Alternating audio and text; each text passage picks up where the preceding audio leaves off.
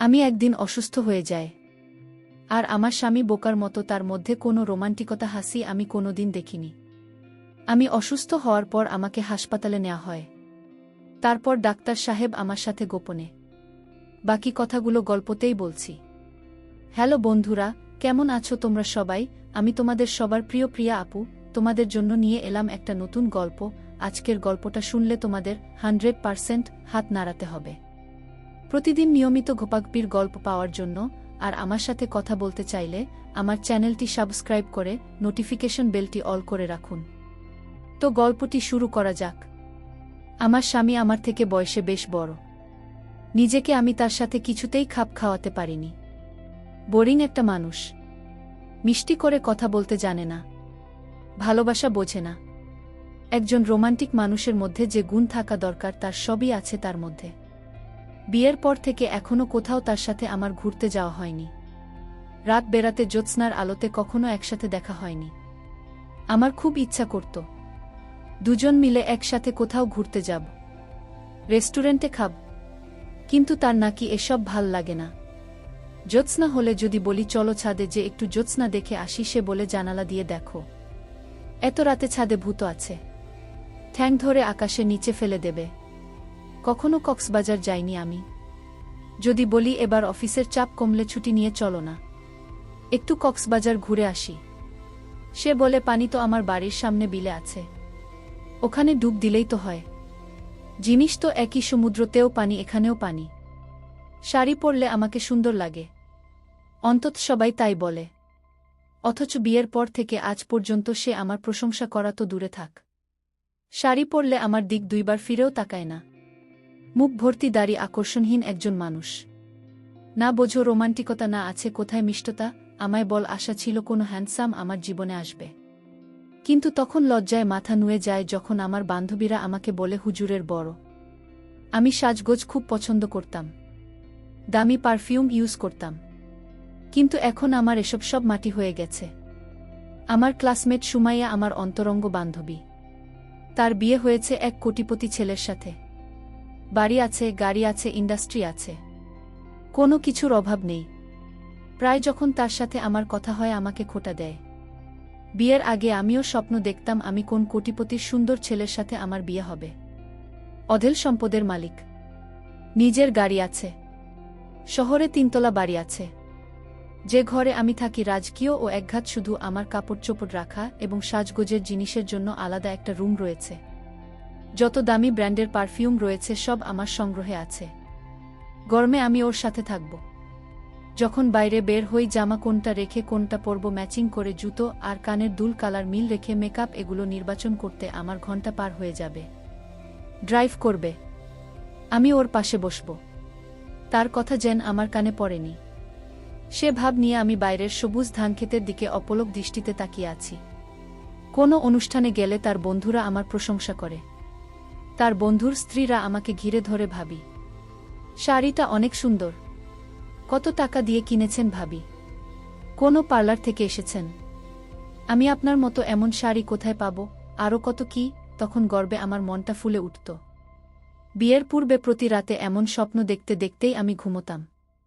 বিয়ের পরও অনেক রাতে আমি আমার অতীত স্বপ্ন রাজ্যে বিচরণ করতাম, কিন্তু বেসুরে মোটা কণ্ঠের ডাকে আমার স্বপ্ন ভঙ্গ হতো। হিমার মা উঠ ফজরের আয়ান দিয়েছে। এভাবে কত দাঁতের মিষ্টি স্বপ্ন তিনি আমার ভঙ্গ করেছেন তার হিসেব নেই। এর মধ্যে এক সকালে অনুভব করলাম আমি আবার 3য় মা হতে চলেছি। আমি ভেবেছিলাম সে খুশিতে আমাকে বলবে আমি তোমাকে ভালোবাসি, আমি কোনোদিন তোমাকে ছেড়ে যাব না, সারাটা জীবন যেন আমার সন্তান আর তোমার সাথে বাকি জীবনটা কাটিয়ে দিতে পারি। কিন্তু ও কোনো রিয়াকশনই দেখাল না। খুশি হয়েছে না, রাগ হয়েছে না, অন্য কিছুই বুঝলাম না। শুধু আলহামদুলিল্লাহ বলেই শেষ। মেজাজটা চরম খারাপ। মনে মনে সারাদিন নিজের কপালকে গালি দিয়েছি। আল্লাহ, এই ছিল আমার কপালে। তোমার দুনিয়াতে কি আর কোনো রোম্যান্টিক ছেলে ছিল না যে তুমি এই বুড়োর সাথে আমার বিয়ে দিলে? রাতে দেখলাম এক বস্তা ভরে ফলমূল নিয়ে এসেছে, আমিও দেখে মুখ ঝামটি দিলাম। এভাবেই দিন যাচ্ছিল। আমার বারবার মনে হতো যদি তোমার আগে মরে যায়। মাঝে মাঝে রাতে ওকে বলতাম, আচ্ছা যদি আমি মরে যাই তাহলে কি তুমি আরেকটা বিয়ে করবে? ভাবতাম হয়তো গল্পের নায়কদের মতো আমাকে বলবে, আরে না পাগলি, তুমি মরে গেলে আমিও মরে যাব, আর যদি বেঁচে থাকি তাহলে সারা জীবন তোমার স্মৃতি নিয়ে থাকব। কিন্তু দেখা যেত তার কোনো রিয়াকশনই নেই, চুপ করে থাকত। যখন বুঝতাম চুপ করে থেকে অমন সম্মতি দিচ্ছে, তখন লাফ মেরে উঠে বলতাম, বুঝেছি, তুমি তো এটাই চাও যে আমি মরে যাই, যেন আরেকটা বিয়ে করতে পারো। এই বলে তার দিকে পিঠ ফিরিয়ে শুয়ে বাকি রাতটা পার করে দিতাম। দেখতে দেখতে 5 মাস হয়ে গেল। একদিন রুমে আমি একা ছিলাম। বাথরুমে গিয়েছি, হঠাৎ পা পিছলে কম্বলের উপর উপুর হয়ে পড়লাম। এখনই মনে হয় আমার জানটা বের হয়ে যাবে। তারপর কিছু সময় অচেতন হয়ে সেখানেই পড়ে রইলাম। কিছুক্ষণ পর যখন হুঁশ ফিরল, শরীরটা খুব হালকা লাগছিল, কিন্তু ওঠার শক্তি পাচ্ছিলাম না। অনেক কষ্টে এটা সেটা ধরে রুমে এসে আবার পড়ে গেলাম। চোখের সব ঝাপসা দেখছি। শাশুড়ি ছিল, অন্য রুমে ডাকতে যাচ্ছি, কিন্তু গলা দিয়ে আওয়াজ বের হচ্ছে না। সবিতা আর নীলুফা ওদের দাদির সাথে ছিল। হঠাৎ নীলুফা রুমে ঢুকে আমাকে দেখে চিৎকার দিয়ে উঠল। বাড়ির সবাই দৌড়ে এলো আমার কাছে। দেখলাম আমার শাশুড়ি ঘর থেকে একটা তোয়ালে নিয়ে আসেন। আমার মুখ দিয়ে কথা বের হচ্ছিল না। ঝাপসা চোখে দেখলাম লম্বা লম্বা হাত পা, একদম ওর মতো। আমার ছেলেটা তখনও কাঁদছিল। তারপর আস্তে আস্তে ওর কাঁপা থেমে গেল। আমি আবার বেহুশ হয়ে পড়লাম। আমার হুঁশ আসে 5 দিন পর ঢাকা 28 বেডের আইসিইউতে। আমি হাসপাতালের বেডে শুয়ে আছি। আমি যেন মরে গিয়েও বেঁচে গেলাম। মনে মনে ভাবলাম, এরকম সংসার থেকে আমি মরে গেলে ভালো হতো। তখন একজন ডক্টর আমার কাছে আসলো। এসে জিজ্ঞেস করল, তোমার আপনজন কোথায়? আমি তো কাউকে দেখতে পাইনি। আমি কেঁদে কেঁদে ডক্টর সাহেবকে বললাম, দেখুন, আমার স্বামী আমাকে তেমন পছন্দ করে না। আমার কোনো কথাই সে রাখে না। তার মধ্যে কোনো রোমান্টিকতা নেই, হাসি আনন্দ নেই। আমি এমন একটা লোকের সাথে সংসার করছি, আমি আর পারতাছি না। আল্লাহ হয়তো আমার কপালে এরকম স্বামী পাব, এটাই লেখা ছিল। ডাক্তার সাহেব দেখতে অনেক সুন্দর। ডাক্তার সাহেব বলল, আপনি এত সুন্দর একটা মেয়ে, তারপরও আপনার স্বামী আপনাকে অবহেলা করে। আপনাকে একটা কথা বলতে চাই, যদি আপনি কোনো কিছু মনে না করেন। আমি বললাম, কি কথা ডাক্তার সাহেব? ডাক্তার সাহেব বলল, আমি আপনাকে বিয়ে করতে চাই। আমি বললাম, এটা কিভাবে সম্ভব? আমি একটা সাধারণ মেয়ে, আর আপনি একজন ডাক্তার, আপনার সাথে আমার বিয়ে, এটা আপনার বাবা মা মেনে নিবে? ডাক্তার বলল, সেটা আমি দেখব, আপনি রাজি থাকলে আমার মা বাবাকে আমি রাজি করাব। আমি জানতাম না ডাক্তার সাহেব আমার মনের পরীক্ষা নিচ্ছে। আমি বললাম, আপনি ডাক্তার হতে পারেন, কিন্তু আপনাকে বিয়ে করা আমার পক্ষে সম্ভব না। কারণ আমি আমার স্বামীর ঘরে যেভাবে আছে সেভাবে সারাটা জীবন কাটিয়ে দিতে চাই। কারণ মানুষের জীবনে বিয়ে একবারই হয়। ডাক্তার সাহেব বলল, তোমার স্বামী কি আছে? একটা ভাঙাচোরা ঘর, নাই টাকা পয়সা, আর আমার কোনো কিছুর অভাব নেই। আপনি চাইলে আমাকে নিঃসন্দেহভাবে বিয়ে করতে পারেন। ডাক্তার সাহেব, আর একটা কথা বলবেন না? আমার স্বামী হয়তো আমাকে ভালোবাসে না, আমার প্রতি তেমন একটা দেখাশোনা করে না, তাতে কি হয়েছে? আমার স্বামী আমার কাছে মহান। ডাক্তার তখন চোখের পানি ছেড়ে বলল, সত্যিই তুমি একজন সত্যিকারের নারী। আমি আসলে আপনাকে বিয়ে করতে চাইনি। আপনার মন তাকে পরীক্ষা করেছিলাম যে আপনি আপনার স্বামীকে কতটা ভালোবাসেন। তারপর ডাক্তার সাহেব আমাকে এমন দৃশ্য দেখাল, সেটা দেখে আমি অবাক হয়ে যাই। ডাক্তার সাহেব বলতে লাগল, আপনি ভেবেছেন আপনি অপেক্ষা করছেন, কিন্তু কেউ আপনাকে দেখতে আসে না। আপনি ভেবেছেন আপনার স্বামী আপনাকে ভুলে গেছে। ভেবেছেন আপনার শ্বশুরবাড়ির কেউই আপনাকে দেখতে আসলো না হাসপাতালে। আপনি দুঃখে কষ্টে কান্না করছেন। ভেবেছেন এখন ওদের বাড়িতে নতুন বউ আনার আলোচনা চলছে, হয়তো সে পাত্রী তালাশে ব্যস্ত। আরও বিভিন্ন আজেবাজে চিন্তা আপনার মাথায় ঘুরপাক খেতে লাগল, তাই তো? তারপর দিন কেটে যায়, আপনাকে দেখতে কেউ আসে না। তারপর ডাক্তার সাহেবরাতে একজন ডিউটি নার্স চেঞ্জ করে একজন বয়স্ক মহিলাকে পাঠালেন। মহিলা নার্স এসে আমার মাথায় হাত দিয়ে বললেন, না, আপনি ভালো আছেন? আমি মাথা নেড়ে সম্মতি জানাই। উনি বললেন, আপনাকে নিয়ে তো সবাই খুব ভয় পেয়ে গিয়েছিল। ডাক্তাররা আপনাকে অ্যাডমিট করতে চায়নি। সবাই বলছিল আপনি বড়জোর আর 3 ঘন্টার মতো বাঁচতে পারেন, তার বেশি না। আমি বললাম, কেন? উনি বললেন, আমার ডায়াবেটিস আর প্রেসার দুটোই নাকি অনেক বেশি হয়ে গিয়েছিল। শেষে ওর কাছ থেকে বন্ড সই নিয়ে তারপর আমাকে আইসিইউতে নেওয়া হয়। তিনি আমাকে বললেন, লম্বা হুজুগটা মনে হয় আপনার স্বামী লোকটা আপনার জন্য অনেক কষ্ট করেছে। আজ 4 দিন দিনরাত 24 ঘন্টা হাসপাতালে পড়ে আছে। কোনো খাবার খাচ্ছে না, যেন পাগলের মতো হয়ে গেছে। আইসিইউ বারান্দায় সারাক্ষণ বসে থাকে, একবারের জন্যও বাসায় যায়নি। নার্সের কথা শুনতে শুনতে আমার গলা ভারী হয়ে আসছিল। প্রচণ্ড এক আবেগ যেন আমার গলা চেপে ধরেছিল। তিনি বলতে লাগলেন, আমরা তো সবাই হাল ছেড়ে দিয়েছিলাম, কিন্তু উনি একবারের জন্য হাল ছাড়েনি। যখন এখানে আপনাকে এনেছিল উনি খুব কান্নাকাটি করছিল। আমি মনে মনে ভাবছিলাম এই লোকটি সত্যিই কি আমার জন্য কাঁদতে পারে। তিনি বলছিলেন, আমরা তো সবাই উনার কান্না দেখে অবাক হয়ে গিয়েছিলাম। আমি এক পাশে মুখ ফিরিয়ে বললাম, তা ও তো আমাকে একবার দেখতে এল না। তখন সেই নার্স আমার বাম পাশে জানালার পর্দা সরিয়ে দিয়ে আমাকে হাত দিয়ে ইশারা করে বললেন, ওই যে দেখেন।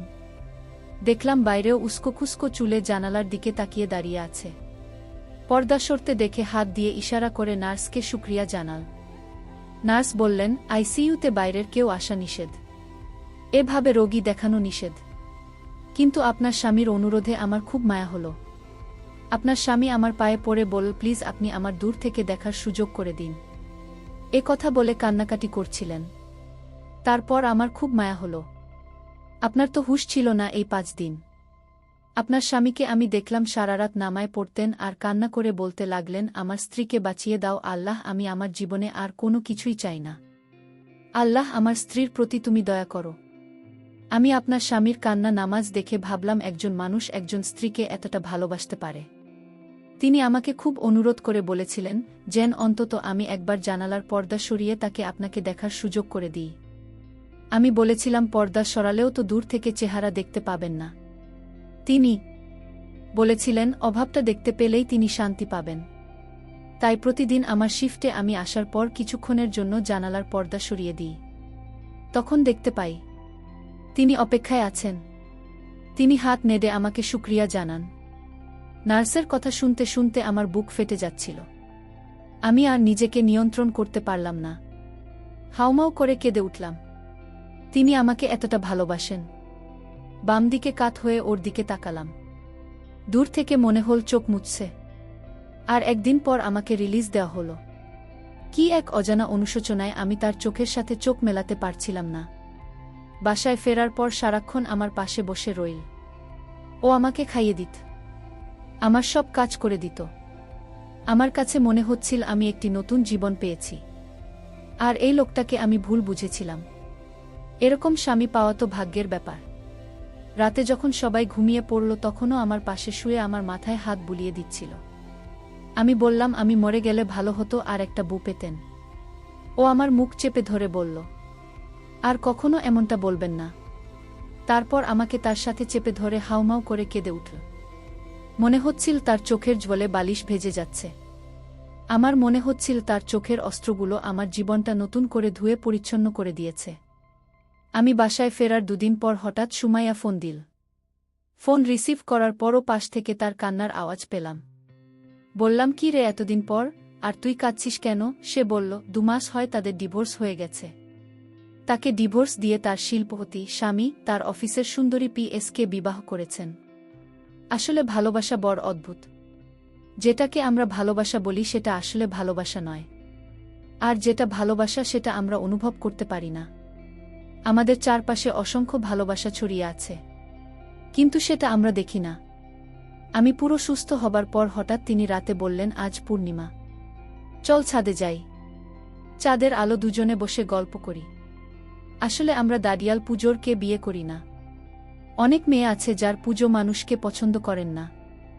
আপনাদের মনে হয় পুজোর মানুষ রোমান্টিক হতে পারে না, রোম্যান্টিক কথা বলতে পারে না। এটা আপনাদের ভুল ধারণা। আপনি দাড়িওয়ালা পুজোর কে বিয়ে করবেন, দেখবেন আপনার সংসারের সুখ আসবে। তাই বলে দাড়ি যাদের নেই তাদের বিয়ে করলে যে সংসারে দুঃখ আসবে সেটাও ঠিক না। তবে যারা দাড়ি রাখে তারা ভালো মনের মানুষ হয়, তাদের ভিতরে রোমান্টিকতা লুকিয়ে থাকে। তাই আপনার স্বামী যেই হোক তাদের কখনো অবহেলা করবেন না। প্রিয় বন্ধুরা, গল্পটি ভালো লাগলে অবশ্যই কমেন্ট করে জানাবেন। আর নিয়মিত এমন আলাদা স্বাদের গল্প শুনতে ভিডিওটিতে লাইক এবং চ্যানেলটিকে সাবস্ক্রাইব করে সাথেই থাকুন। আর হ্যাঁ, নোটিফিকেশন বেলটি অল করে রাখবেন, যাতে পরবর্তী গল্প সবার প্রথমে আপনাদের কাছে পৌঁছে যায়। ধন্যবাদ বন্ধুরা, ধন্যবাদ সবাইকে।